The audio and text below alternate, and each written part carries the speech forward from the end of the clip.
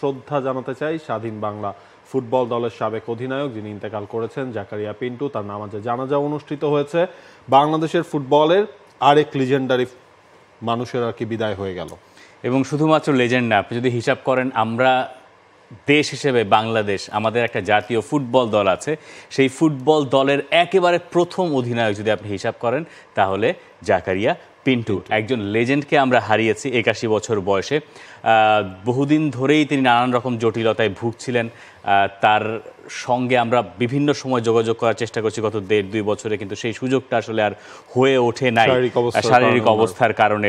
সেটার অবনতি ঘটেছিল। কিন্তু আপনি যদি হিসাব করেন বাংলাদেশ অ্যাজ এ নেশন, 1971 সালে তো আমরা স্বাধীন, সেই সময় মাঠে একটা ফুটবল যুদ্ধ চলছিল এবং সে ফুটবল যুদ্ধে বাংলাদেশের একটা দল ছিল স্বাধীন বাংলা ফুটবল দল, যে দলটার ক্যাপ্টেন ছিলেন জাকারিয়া পিন্টু।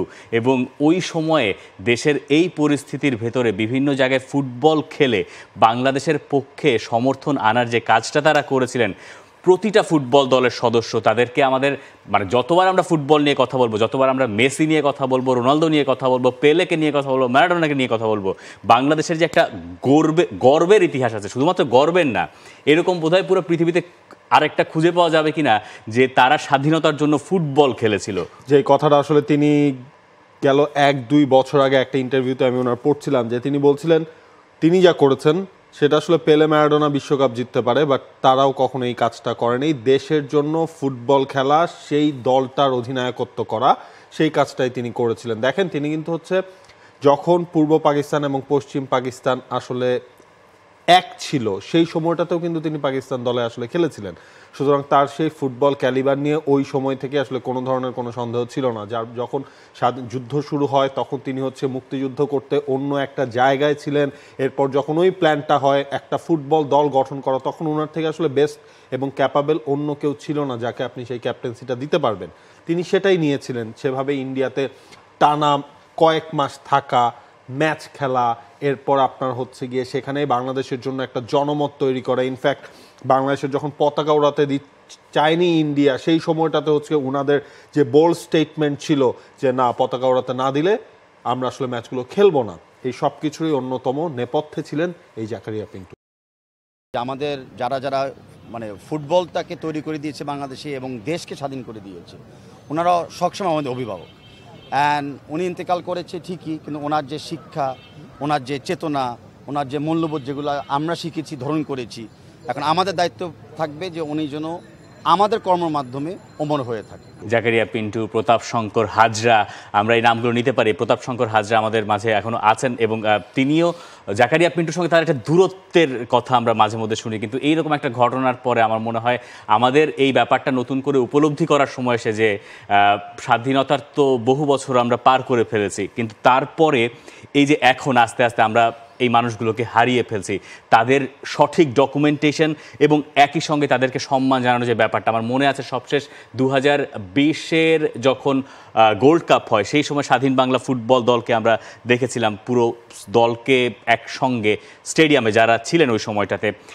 এই ব্যাপারগুলো যদি আরেকটু আমার মনে হয় নতুন জেনারেশন যারা রয়েছে তাদের কাছে এই খবরগুলো যদি পৌঁছে দেওয়া যায়, আমরা বোধহয় একটা জায়গায় তাহলে শক্ত অবস্থান নিতে পারি যে আমাদের একটা ফুটবল দল, সেটার এখন যারা প্রতিনিধিত্ব করে তারাও অনুপ্রাণিত হতে পারে।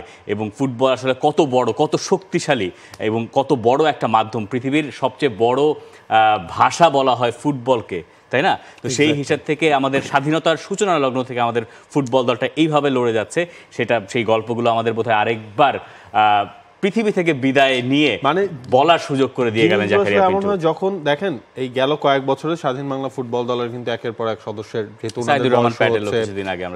ওনারা ইন্তেকাল করছেন, তো ওনারা থাকতে আসলে ওনাদেরকে নিয়ে যা করা উচিত বা সেটা কখনোই ওইভাবে মানে বড় ক্যালিবারে আসলে করা হয় নাই। ওনারা যখন এক একজন করে প্রস্থান নেন তখনই হচ্ছে কি আমাদের সেই রিয়েলাইজেশনটা আসে। সবার হচ্ছে কি ওই 1-2 দিনে ওনাদেরকে নিয়ে আলোচনা হয়, এরপর আবার স্বাধীন বাংলা ফুটবল দল আসলে সেই আলোচনার বাইরেই চলে যায়। একদম ছোট 1 মিনিটে যদি বলি যে ওই সময় যখন তারা গেলেন দেশ ছেড়ে, ফুটবল খেলার জন্য কেউ কেউ যুদ্ধে অংশ নেবেন, সেখান থেকে তাদেরকে পাঠানো হলো যে না, তোমার যুদ্ধে অংশ নেওয়া লাগবে না, তোমার ফুটবলটাই হচ্ছে তোমার মুক্তিযুদ্ধ, তুমি ওইখানে গিয়ে যুদ্ধ করো।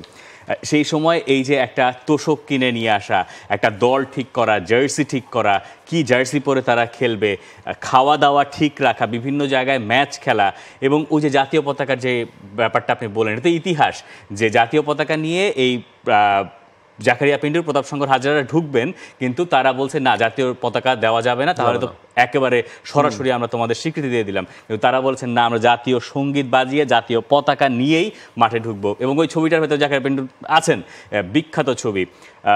আসলে আমাদের এই ফুটবল শো থেকে তাদের প্রতি সশ্রদ্ধ সালাম জানানো ছাড়া এই মুহূর্তে আর এর বেশি কিছু করার কি বা আছে। তবে আমরা আশা করব যে তাদের যে প্রাপ্য সম্মানটা, সেটা আসলে আমরা জাতি হিসেবে তাদেরকে কখনো এক সময় বুঝিয়ে দিতে পারবো। For more updates, subscribe to our YouTube channel and click on the bell icon.